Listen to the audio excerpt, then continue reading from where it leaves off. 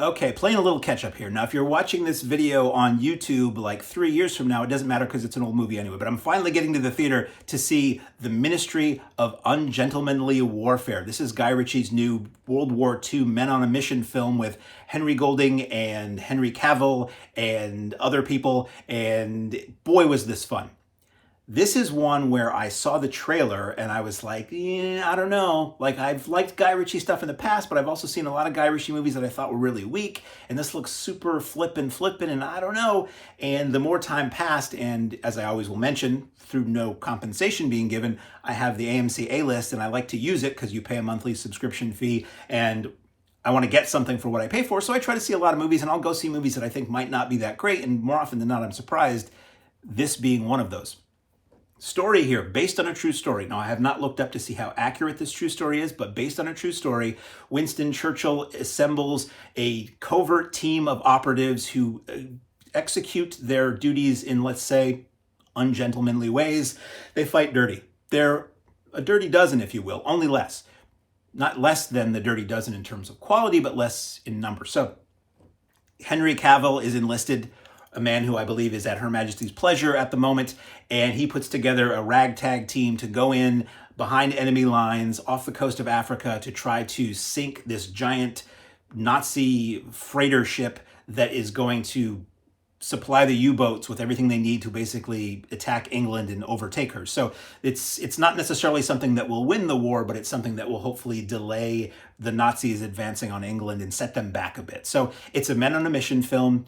It is a light adventure where just a tremendous number of people are killed. I mean, this film gives Commando a run for its money in the enemy combatant body count sweepstakes because a lot of Nazis are stabbed and shot and blown up and everything, but it's all done with a tremendous amount of zip and fun. It's interestingly, for everybody, pardon the hair, I just took a shower, for everybody who has been crowing about how Henry Cavill should be the next James Bond, I'm not going to tell you exactly, but in a sense, this film gives that to you. This film has a character. Ian Fleming is a character in this film. Ian Fleming, who created James Bond, actually was in British Secret Service, British intelligence. He is a somewhat major character in this film, which is interesting. He's not an action man in this film. He's behind the scenes, but it's very interesting. It looks great. It's 2 hours and I was never bored. It moves right along. It was really so much fun. This is like a worthy successor to Inglourious Bastards. It feels kind of similar in tone. In fact, the more I thought about it while I'm watching it, I'm like, if this had come out like in the 60s or 70s, unscrupulous European or Asian market distributors would have retitled this film Inglourious Bastards 2. That used to happen a lot. Films that had nothing to do with a more popular film would get retitled as whatever 2 to fool people into thinking they were similar enough in tone or style, fool people into thinking they were getting a sequel. This would have been that, because this feels a lot like Inglourious Bastards in all the best ways. The cast is fantastic. Let me name check a few more of the cast. We have Elza Gonzalez, we have Alan Ritchson, we have Alex Pettyfer. Some of these faces you'll recognize.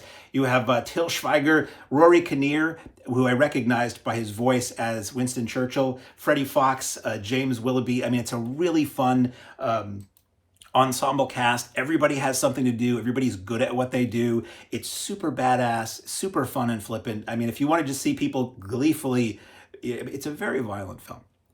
But if you want to see people just gleefully machine gunning and taking out the bad guys, this is the film for you. Wonderful score. I have to point out the score. I was really grooving on it, and I kept thinking, they're lifting this, surely they're lifting some of this from older movies like Tarantino does. One piece of music I was sure came from Dirty Harry, but then it didn't quite do that, and some sound so much like they're from spaghetti westerns or from Italian 70s, late 60s World War II films, but it was Chris Benstead. And it's really good. Like, I've already saved this to my Spotify so I can listen to it again because it was really good. I was kind of boogieing in my seat. It's this mix of like jazzy and funky and kind of like orchestrated or slightly more than they would have in their day, orchestrated spaghetti Western music. It just has a really great groove to it. It's just, oh boy. It sets up for future installments at the end. Unfortunately, I don't think this movie, as I record this, it's at the tail end of its theatrical run. Probably it's going to be at best another week or two in theaters. It's not doing very well, and it's a damn shame because it is so much fun. It's the kind of movie I wish my father was still around to go see because he would have loved it. It's a guy movie. The cast isn't made entirely of guys, and Elza Gonzalez is excellent as the female operative and what she does in the film. But it's sort of more skews as a guy movie, although for the ladies, a lot of beefcake in this film. It's so good. It's so fun. Please, if you can see this on the big screen, everything's better on the big screen. It's going to be one of a million movies that kind of gets lost to the ages once it gets into the endless world of streaming. But in theaters now, The Ministry of Ungentlemanly Warfare, it made me smile.